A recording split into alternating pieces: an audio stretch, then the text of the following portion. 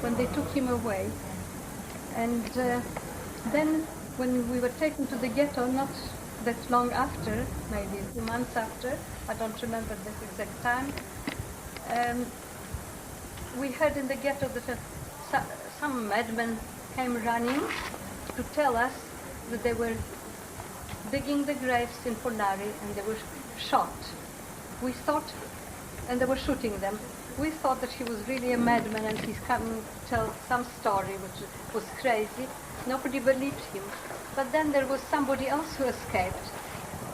He extricated himself from the dead. They took him for dead. And he told the same story.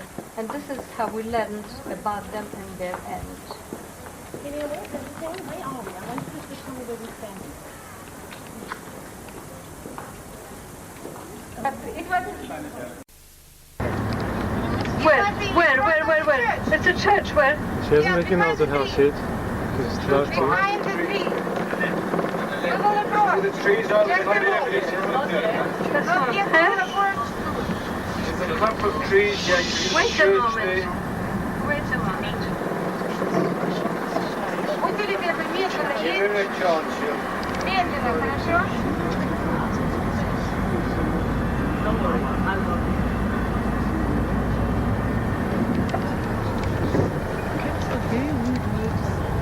I remember the neighbors. Remember the number? Yeah. Oh, we went too far. That's 90. That's right. That's the church, and we lived opposite. God, well, those houses look like this. There's somebody living in them. Yes. Oh, God. They used to have a big house. Just a moment. There was a bakery on one side, Gilinski, and there was a grocery store where So we... it's something like your house here? This might be. Just a moment. This does not look like a house, but let me see. What number is this? 66. No, so this is one house before. This? It's not There's nothing. necessarily- What? Julia says that... Just a moment. Let me see. Can I go down for a minute? You don't mind? No.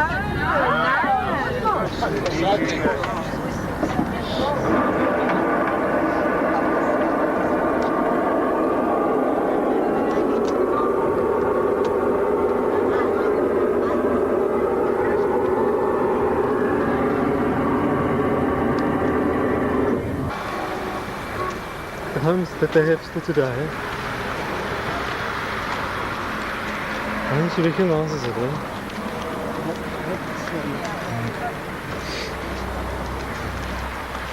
Çok şey.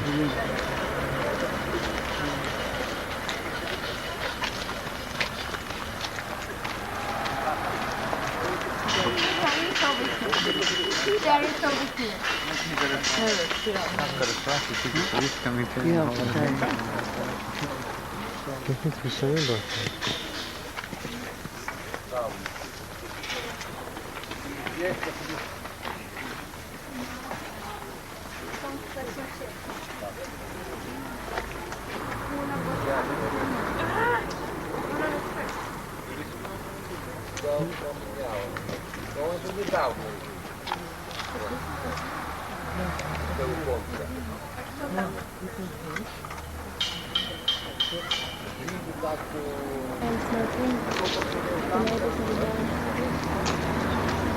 They come to the film, sis. Just say, Huh? the cop said to stay away from them. What? The cop said to stay away from them. It's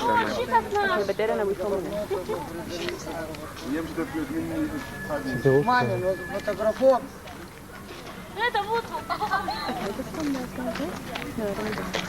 Come all the way, take a picture of you. Huh?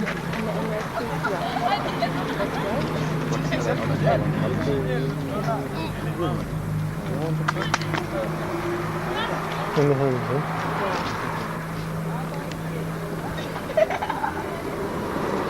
What are you saying? What are you saying? Kom de hand? Mama, fotografos. But why is it destroyed? The house is gone. Hmm? The house is here. Where was your house? Our house was here, or like this, it was standing. Just like this. Houses, quite a few, four here and 4 or 5, I mean, there. Houses like The courtyard. there was the courtyard. garden. There was the garden. Between the shops. It's not now. It's not safe. I know. There is a gym, sir. If you want to have a problem with criminal thing,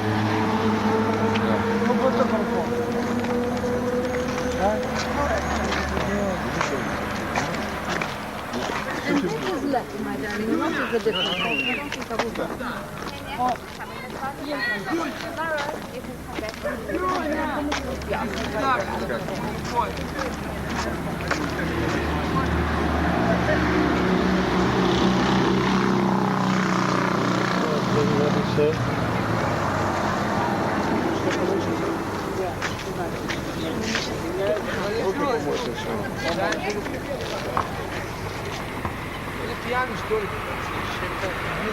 Unbelievable, huh?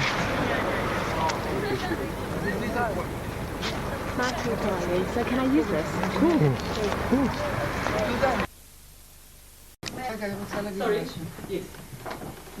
Lights all right. Yes, sure, please. Those blankets were infested with insects, with lice, and we could not get enough water or reach the taps. So we had sleepless nights and scratching ourselves because it was impossible to exist. And I remember I did not have the strength to climb onto the higher bank, higher tier, and so I took the lowest one. And every time somebody was climbing, who slept above me, shook the blanket or touched the blanket, those insects were falling onto me. And one night I decided to run to the tap in the middle of the night. I could not sleep. And I thought if the guard sees me, he will shoot me, but it will be better. And I went to the tap all by myself. It was winter. I took off my uniform. I washed myself with cold water. Obviously no soap, no towels, nothing. And I put on my clothes, my striped uniform back, and I ran to the bank. I thought he would shoot me.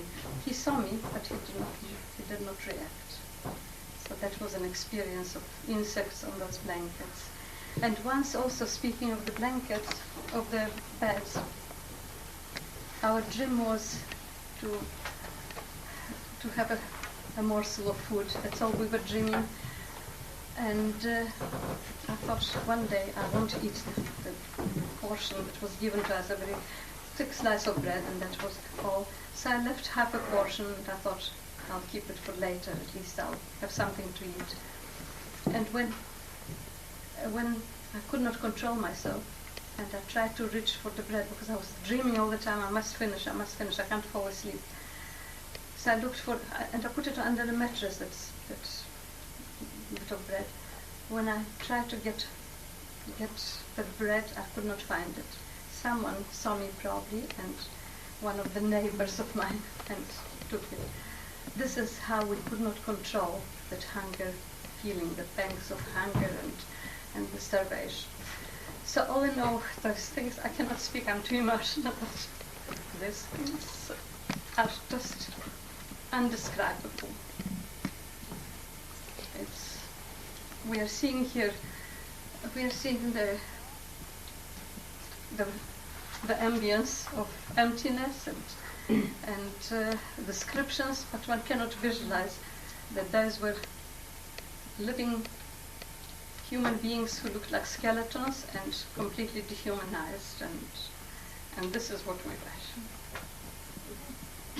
That you can rise up from that is the Pardon? that one rises up from that is a miracle, that you become resurrected, so to speak, that you can survive. I cannot from believe that, I'm walking now, and yeah, I cannot and believe look that at after 56 years or 60 years almost, well, 56, 57, I cannot believe that I'm walking and looking at things and inspecting or just learning about what was happening, because we, being in the camps, we did not know what was around except fear, death, hunger and frost and filth.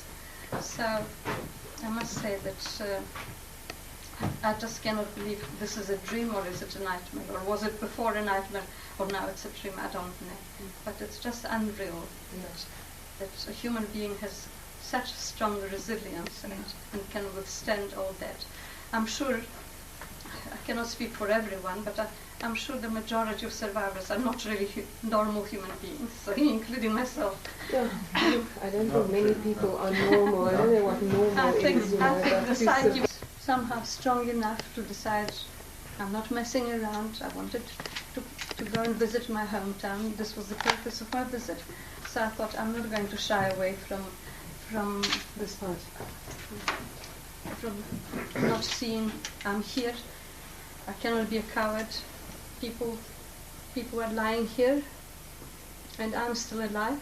So I should be grateful for that I can still walk and to pay my last respect to them, and I feel with them. And I'm pleased that I came, because I feel that I can pay this honor to them, and it's my privilege to be here. That's all I can say, even if it's painful. And I think we are terribly privileged to have you here, really, because I really do, and I think we must all, and I know we all do. And I do not Thank like you. to speak about it when people say, do tell us this and that. I don't really like to speak, and yet I'm speaking somehow because it means so much to me, and I'm us, grateful and to to you us, that you take such interest and absolutely, to sympathize with all of us what we went through. And I think we all struggle to come to terms with it and to know that one... It was really wonderful to know people like you who take interest and who have certain feelings, who sympathize and who teach the young generations, and the memory will not be forgotten. Oh, your presence has made all the difference, really, for me, and I'm sure for everybody. We did try to talk her out of it. Yeah, well, I'm for your part, Henia, I wouldn't say, I don't know what to say about that, but for my part, I'm grateful and feel very privileged that you're with us, really. It has given it a living perspective that it could have never had without you. So, I'm more grateful to you all, because people, for many, many years, people shied away from hearing, from seeing, and now somehow as the years go by, and we are diminishing in numbers. very We are important that you should disappearing. talk. We are just there are not many who are left. Yeah, it's very And, important that you share it with us. Really, very important. And I'm grateful that I lived to see you all here. And this tour means, this group means so much to me. All of us.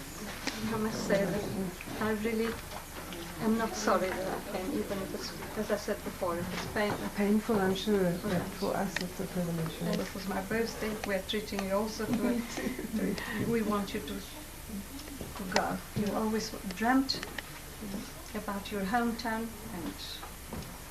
and so do it now while you can, because you don't know what tomorrow will bring.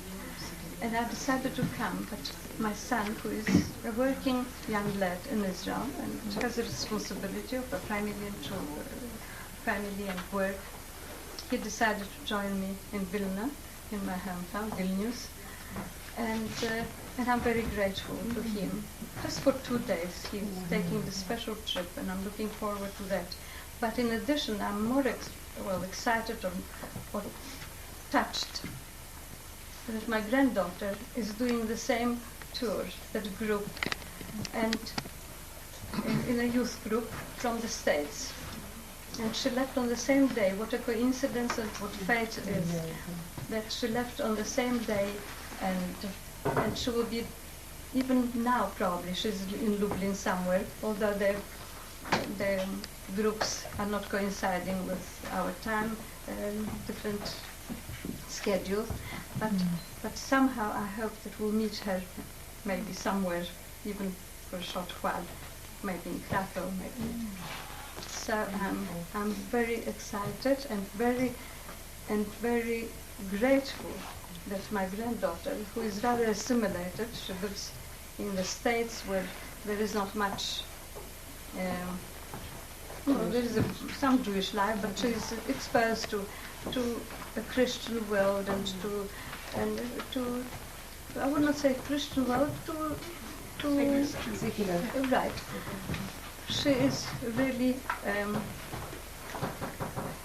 I'm very moved and grateful that she takes that interest of coming here. She chose, she wanted to come, and she sent in a letter which was very moving for me, why she wants to go and see those places, because she wants to learn and she wants to impart the knowledge to others who do not.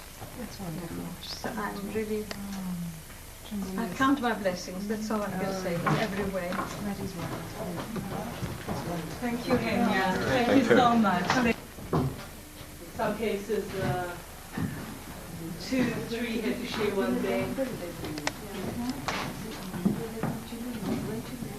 Small.